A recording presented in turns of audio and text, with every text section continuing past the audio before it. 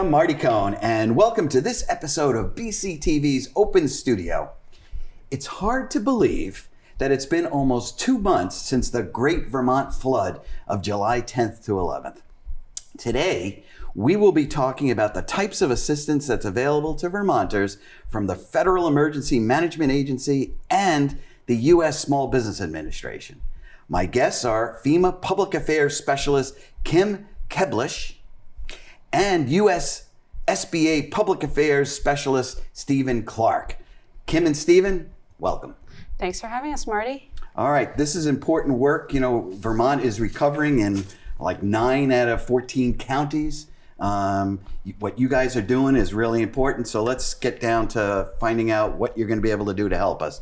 So the first question is, who is eligible to register for FEMA assistance and SBA disaster loans? And two-part question, how can folks apply? We'll start with you, Kim. Yes, for the case for FEMA assistance, it's available to homeowners and renters with underinsured or uninsured disaster-related loss from the July 7th to 17th floods and landslides and severe storms.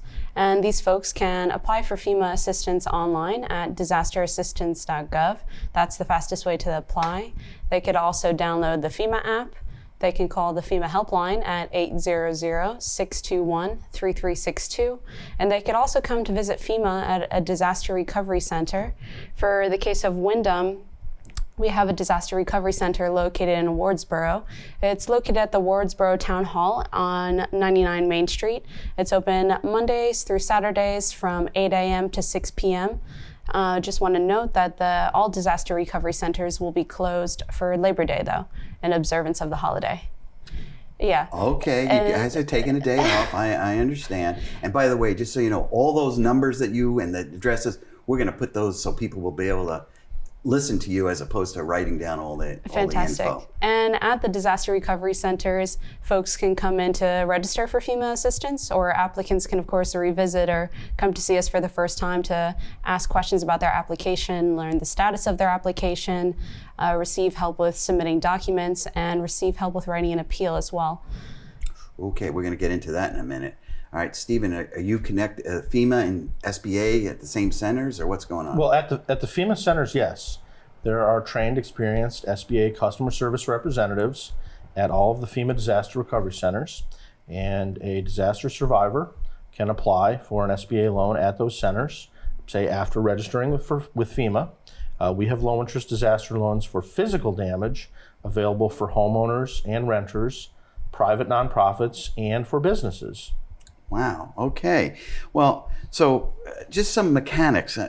Should I wait until I receive an insurance settlement before applying for disaster assistance? That's a fantastic question. So folks do not need to wait for that insurance settlement letter. Obviously, if people haven't filed their claim to their insurance yet for homeowners or renters or flood insurance, please make sure you do that. But it's not a requirement to submit to have the settlement letter in hand when you apply for FEMA assistance. That can be uploaded to your application at a later point. FEMA will ask for that documentation because FEMA cannot duplicate the benefits that are covered by insurance. So be on the lookout for that and be prepared to submit that insurance settlement claim.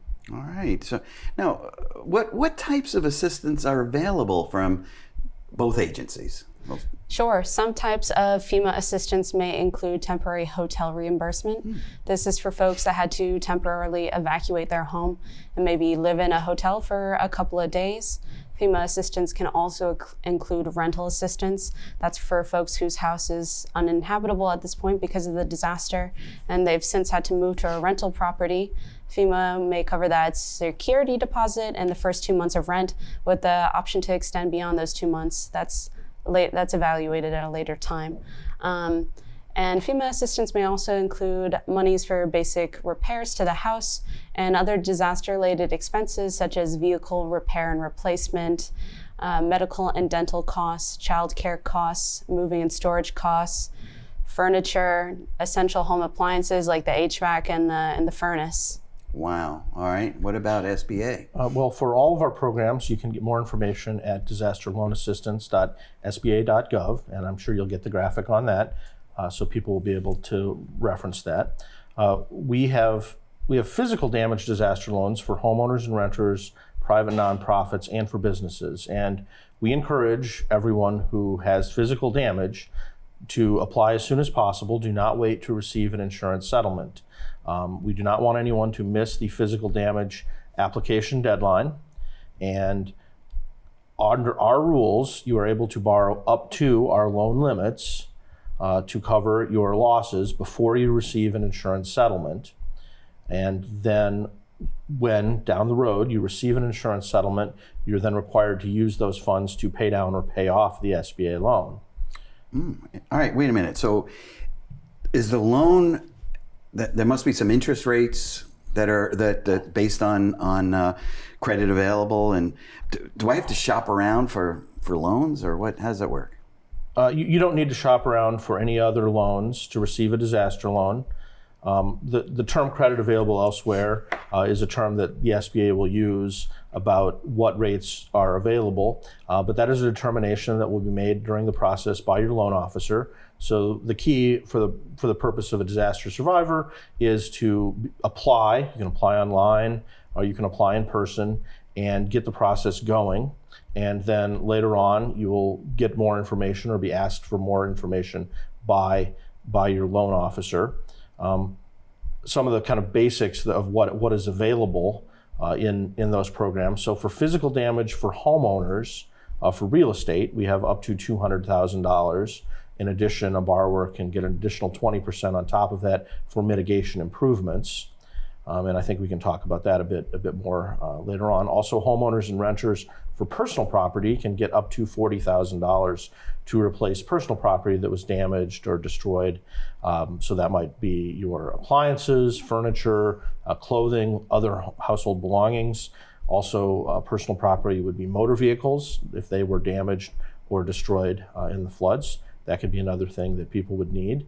For example, if your car was destroyed in the flood, you may need to come up with money for an insurance deductible, and you could use SBA loan funds for that. Wow. Okay. Now you both mentioned is there a deadline for this?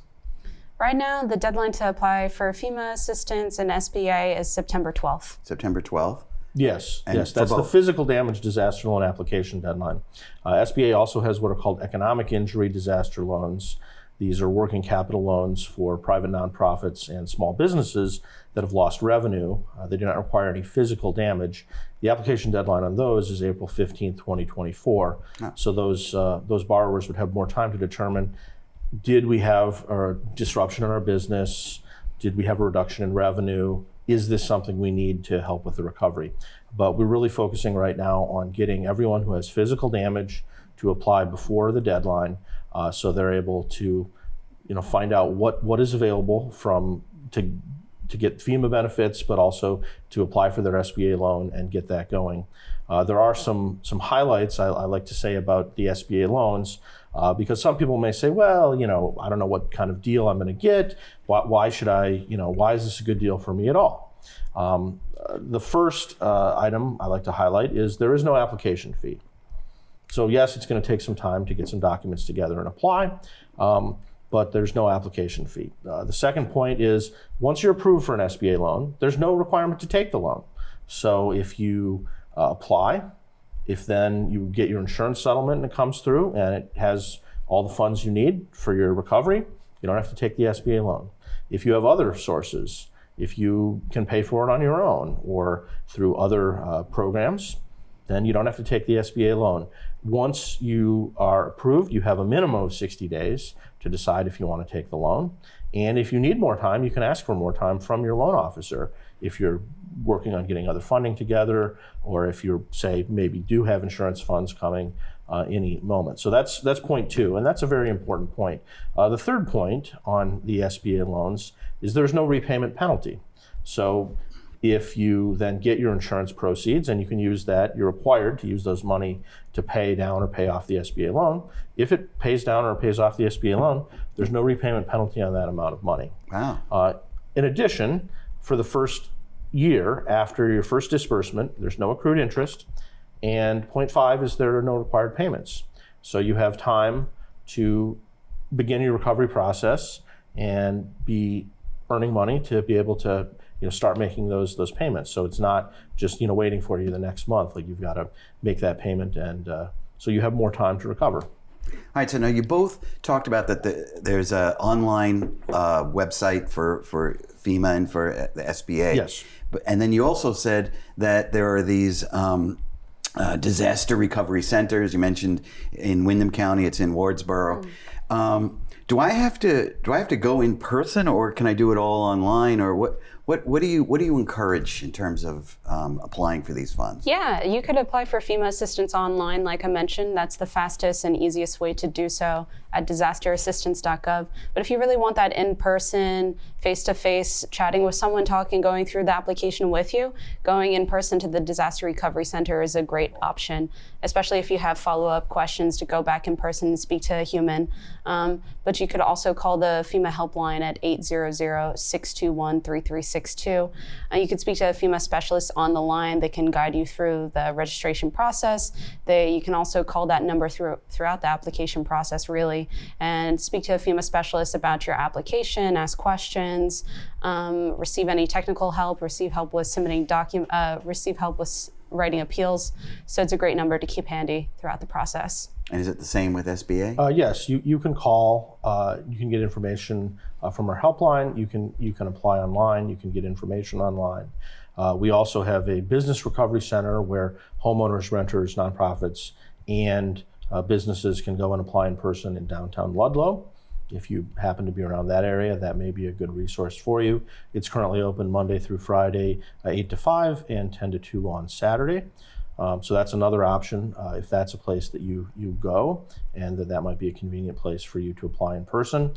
In addition, if you are applying for a business loan, the Vermont Small Business Development Center has resources to assist Vermont small businesses, and they can help you apply for the SBA business loans, whether it's a physical damage loan or it's an economic injury disaster loan. They can help you with that. They can also help you with other types of SBA funding for your business that are not disaster related. So that's another very good resource for people. All right, so let me follow up on that in terms of when you use the word business. In Vermont, big business here is farming.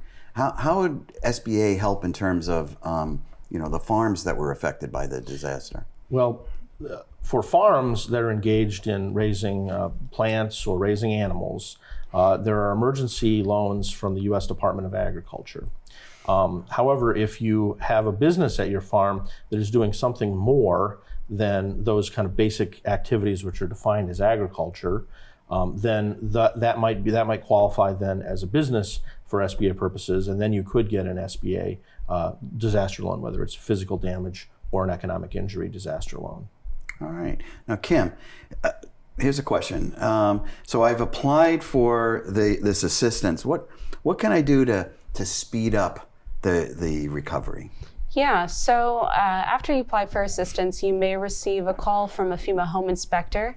That call can come within about 14 days or so of applying for assistance, and that call may come from an out-of-state or unknown phone number. I know a lot of people like to screen their calls. I do too, but we have to make sure we're picking up that phone, especially within those 14 days to schedule this appointment. And on the day of the inspection, the inspector will come to your house. They'll be wearing an official FEMA photo ID badge. That is the best and only way to identify FEMA personnel as official. They will make an assessment of the home and determine what it will take to make the house safe and habitable and functional to live in. I encourage folks to talk to the home inspector and tell them how their circumstances have changed, or just kind of describe what happened to them in their house because of the disaster, and also show photos of the damage to the inspector as well. And secondly, FEMA will ask you to submit supplemental documentation. Kind of like we were talking about before, FEMA will ask for that insurance settlement letter and also ask for proof of identity, proof of occupancy for renters, proof of home ownership. And these documents can be submitted through your disasterassistance.gov profile. It's absolutely essential that folks submit this information because it helps FEMA verify you are who you are, and this is in fact your house that was damaged. That's absolutely crucial to submit. And then third, some folks may be referred to the U.S. Small Business Administration. As Stephen was saying, they provide low-interest disaster loans to homeowners and renters, and we encourage folks to go ahead and fill out that application because it helps ensure all forms of federal assistance remain available to you. And like Stephen was saying, if you're found eligible for the loan, you're in no ways obligated to accept it. However, if you're found ineligible for the loan, you're then referred back to FEMA, where more assistance may become available. All right, so after you've done all this, you must get some kind of a letter or something that would tell you what you're going to get, or I forgot, what's your technical term for it? A determination letter. Okay, the determination letter. All right, so what should I look for, once I receive the determination letter, and what happens if I don't like what's in that determination letter? Yeah, so FEMA determination letter will come in through postal mail and or email, and please read that letter carefully because it will detail the amount and the type of assistance that FEMA will provide to you. If you are dissatisfied with the determination or you're found ineligible, you have every right to appeal that decision, and you have 60 days from the date on the determination letter to submit an appeal. I'll give a couple of examples of why one might want to appeal. For instance, someone might be found ineligible because of a missed home inspection. For that case specifically, if you're found ineligible just for a missed home inspection, you can just call the FEMA helpline at 800-621-3362 and get that appointment squared away. But for everyone else that's dissatisfied, they have to write out an appeal letter. They'll sign and date it and put their 9-digit applicant number and basically explain why they disagree with the determination and provide supplemental documentation to further build their case. For instance, someone might want to appeal because they applied for FEMA assistance a couple weeks ago and they received contractor estimates at that time, but now a couple weeks later, they see that there is more damage to their house than anticipated, or things are more expensive than anticipated in the contractor receipts. So one might want to appeal that determination to see if they can get more money. So sign, date, appeal letter, add your documentation, and you can submit that to your disasterassistance.gov profile. And you can appeal as many times as you'd like as well. If you receive another determination, you found more damage even still, you could appeal again. Now, is it the same determination letter for the SBA, or do I get a separate letter? It'd be a similar process, but it'd be a separate document. Okay. Because the SBA is a separate agency from FEMA, and we have slightly different rules. For that type of document, you'd get your determination letter. You might get it through the SBA loan portal. You might get it by mail. It's something you could discuss with your loan officer. It will set out, if you're not approved for a loan, reasoning for why you weren't approved, and also will tell you that you have 6 months from the date of the letter to request reconsideration and to come up perhaps with additional documents or other supporting evidence that would support your request, or other information.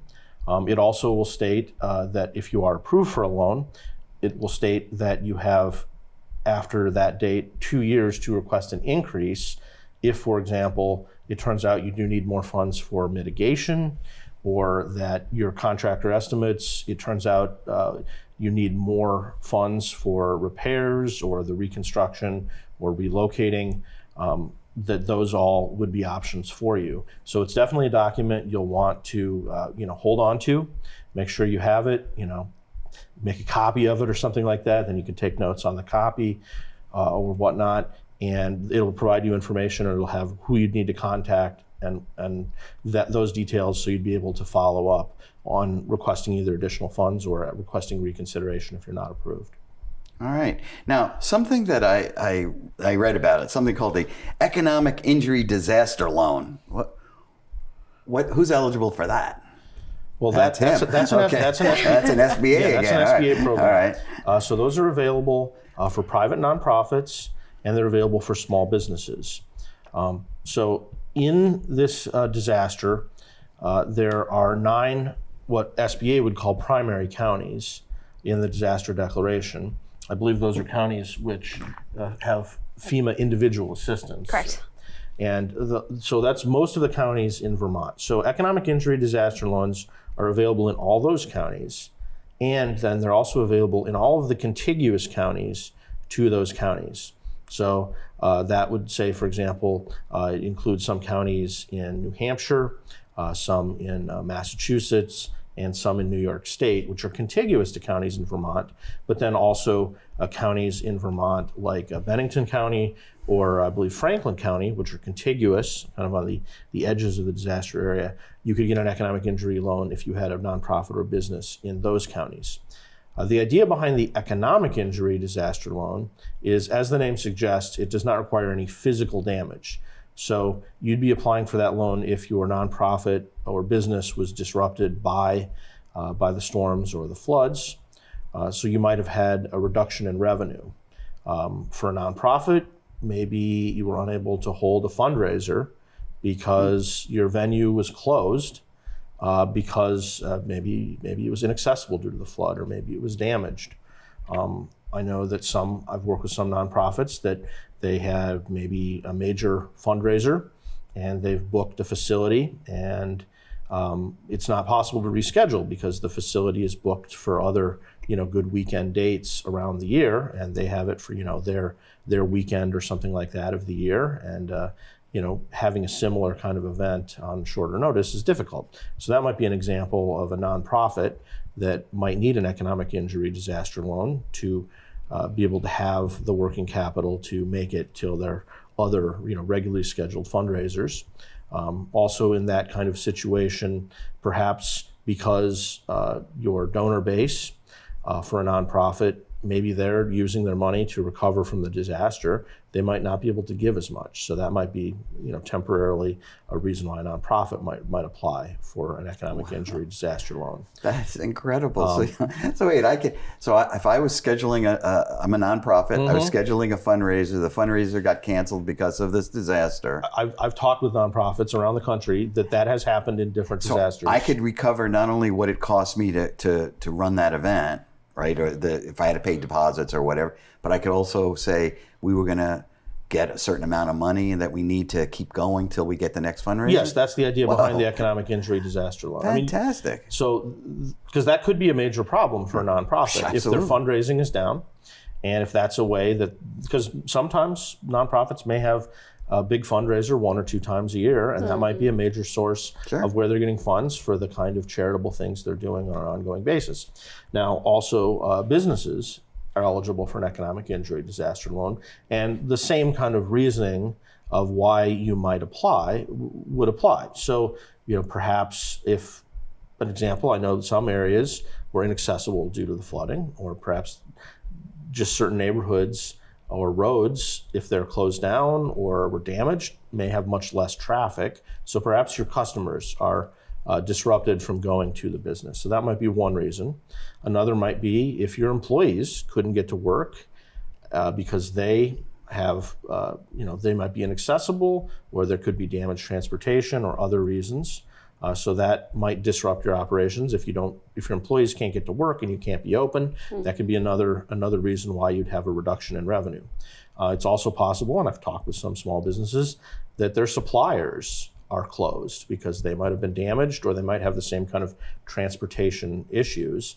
So that business might have been undamaged and have really no direct disruption, but if their suppliers can't get them what they need, well, then they can't sell what they'd be doing or provide the services or whatnot. And so that might be a reason why they might have a reduction in revenue. So these are working capital loans, and you can use the funds to pay for the ordinary and necessary operating expenses of the business. And so that might include things like rent or utilities, wages for employees, buying equipment or supplies, things like that. It's not to be used for expanding the business, but you also could use the funds to, if necessary, relocate if that's a better option. Because for some businesses, some areas may not have the kind of traffic that they're looking for if it's that kind of business, or perhaps they're just a better location that they feel will allow them to be more successful in the future. And so you can use those funds to move. All right. Well, I'm just going to stick with you for one more minute. All right. Here's a follow-up to Vermont. Yes. Farming. All right. Big thing here. What you mentioned? What programs are available from the U.S. Department of Agriculture for this disaster? for farming, they have some emergency loans, which are similar to SBA disaster loans for farms. So if your crops were destroyed, or if other, parts of your farm, maybe your equipment was damaged or something like that, those would be what their emergency loans would be used for. They have a number of other programs, some for very low-income rural homeowners that have loans and grants. And I have some brochures, and we can get you some more information about the links and how to contact the USDA to apply for those. And that would be, my understanding is to repair damaged premises from the floods and those kind of things. Well, sadly, many of the apple orchards were impacted. We're getting ready for our apple season, and many of them are either closed or there's no more pick your own, whatever it is. So, really important. It's great that there's some assistance available to them. Well, let me throw it back to you, Kim. Is there anything that I haven't asked that you'd like folks to know about? There's one thing I forgot to mention when we were talking about the types of assistance that FEMA may provide. I want to mention that FEMA may provide assistance for privately owned roads and bridges. This is a question that's been coming up a lot, so I want to make sure I address that. For the case of privately owned roads and bridges, you have to meet a couple of criteria. The first being that you own the house and you occupied the house at the time of the disaster, and then you must meet one of the three following criteria: that this is the only access road to your house, or that the damaged infrastructure makes it impassable, or that the damaged road makes it such that emergency vehicles cannot respond if there is an emergency in the house.